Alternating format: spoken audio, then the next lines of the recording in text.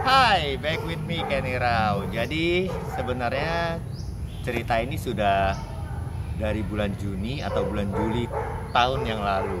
Cerita lama, tetapi tidak ada salahnya kalau saya sharing kembali kepada teman-teman di sore hari ini. Jadi bulan Juni atau bulan Juli tahun lalu, mungkin sekitar siang, ketika saya ingin berangkat untuk visit ke member-member latihan, tiba-tiba ada warga yang datang dan bertemu dengan istri saya dan meminta bantuan untuk menyelamatkan seekor anjing yang berada di dalam selokan sedalam kurang lebih 3 meter. Nah, anjing apa itu? Pada waktu itu kita juga belum tahu. Dan akhirnya istri saya bersama anak saya berangkat ke tempat tersebut yang tidak terlalu jauh sih sebenarnya dari tempat kami. Dan akhirnya kembali dan istri saya menyampaikan kepada saya bahwa bisa nggak saya menolong anjing tersebut. Saya tanya anjing itu anjing apa, dan anjing itu adalah anjing Rottweiler. Dan kata istri saya tidak besar ukurannya. Mungkin kalau teman-teman tahu Coco, anjing kampung kami, ya mungkin katanya sebesar itu. Dan saya waktu itu berpikir, oke lah kalau cuma sekedar sebesar Coco, mungkin tidak ada salahnya saya coba lihat dan saya coba tolong, baru nanti saya berangkat untuk visit training. Ternyata saya berangkat dengan anak saya dan sampai di sana saya begitu terkejut melihat bahwa selokan itu cukup dalam, mungkin kalau tidak salah 2,5 atau 3 meter. Dan Rottweiler tersebut ternyata besar sekali. Dan saya bertanya kepada warga sekitar, sudah berapa lama anjing ini ada di dalam sana? Ternyata kata mereka sudah ya mungkin 3-5 hari. Saya kaget, 3-5 hari itu bagaimana makannya, bagaimana minumnya. Dan kebetulan ada warga yang baik yang tinggal di depan tempat tersebut yang melemparkan roti dan beberapa makanan kepada anjing tersebut, tapi sayangnya tidak ada air minum yang tersedia. Nah, itu cukup luar biasa ya bagi seekor anjing bisa bertahan minum sampai 2-3 hari atau mungkin 4 hari. Tetapi memang waktu itu ada hujan. Walaupun air hujan bisa ya mungkin ya bisa membantu dia untuk sedikit minum, tetapi saya membayangkan di dalam selokan sedalam 3 meter itu dia kepanasan, dia kehujanan. Ya mungkin kalau panas tidak langsung kena matahari ya, sinar matahari ya, karena itu saya lihat memang banyak pohon-pohon di sana. Tetapi kalau kehujanan sudah pasti itu kehujanan, tetapi selokan tersebut bukan selokan yang air mengalir gitu loh. Seperti apa ya bilang, seperti jurang kecil lah. Nah, akhirnya saya memang membawa tali panjang dan saya berpikir apakah bisa saya mengangkat dia dari atas. Saya coba turun ke bawah walaupun sedikit khawatir ya anjing ini galak atau enggak. Ternyata anjing itu diam saja tidak bergerak. Lalu saya lilitkan tali tersebut ke leher dia. Dan saya tahu bahwa ini akan mungkin menyakitkan bagi dia, tapi saya tidak punya pilihan waktu itu. Saya berkata kepada Rottweiler tersebut, tahan sebentar ya, saya akan tarik kamu. Saya naik lagi ke atas dan saya tarik, ternyata tidak kuat. Akhirnya saya turunkan lagi, memberikan anjing tersebut untuk bernapas sesaat, karena pas tali itu ditarik kan otomatis tercekik ya. Lalu saya coba untuk kedua kalinya dan memang tidak berhasil juga.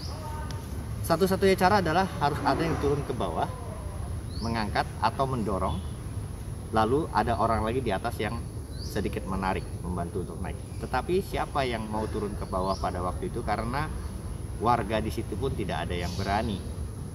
Akhirnya saya teringat teman saya, ada Agung dan James dari Vlog Yen. Saya telepon mereka dan kebetulan mereka ada di dekat lokasi tersebut dan mereka datang membantu saya untuk menyelamatkan Rottweiler tersebut. Jadi yang lucunya ketika Agung datang, dia tanya, anjingnya galak gak? Kalau saya bilang galak atau saya bilang saya tidak tahu, mungkin akan berpikir 2 kali untuk turun ke sana. Akhirnya saya bilang tidak galak. Jadi dia dan James turun ke bawah dan memang puji Tuhan memang tidak galak. Mereka angkat dari bawah dengan tali yang sudah di leher tersebut, dan saya dan ada dibantu 1 orang warga dari atas membantu untuk menarik. Dan begitu sampai ke atas, anjing tersebut saya lihat sudah tua kalau menurut saya. Saya tidak tahu pasti, tapi kalau menurut saya itu mungkin sudah di atas 8 atau 10 tahun. Dan kami memberikan minum kepada anjing tersebut, dan ada warga yang berkata kepada kami bahwa beberapa hari yang lalu ada 2 orang yang mencari anjing tersebut. Jadi di otak saya adalah, apakah anjing ini kabur atau memang dibuang? Akhirnya saya berpositif thinking bahwa mungkin anjing ini kabur. Lalu saya memberikan pesan kepada warga sekitar, kalau memang ada yang mencarinya lagi, arahkanlah ke kennel saya karena memang tidak jauh. Lalu anjing tersebut kami bawa pulang dan diarak oleh bocil-bocil akamsi, dan akhirnya kita bersihkan, kita rawat. Tetapi sayangnya sampai detik ini mungkin sudah 8 atau 9 bulan berlalu, tidak ada yang datang untuk menjemput anjing jantan ini. Lalu saya akhirnya kasih nama dia Boris, dan waktu itu ketika seminggu pertama tidak ada yang menjemput, saya teringat dengan Poppy, anjing saya yang hilang.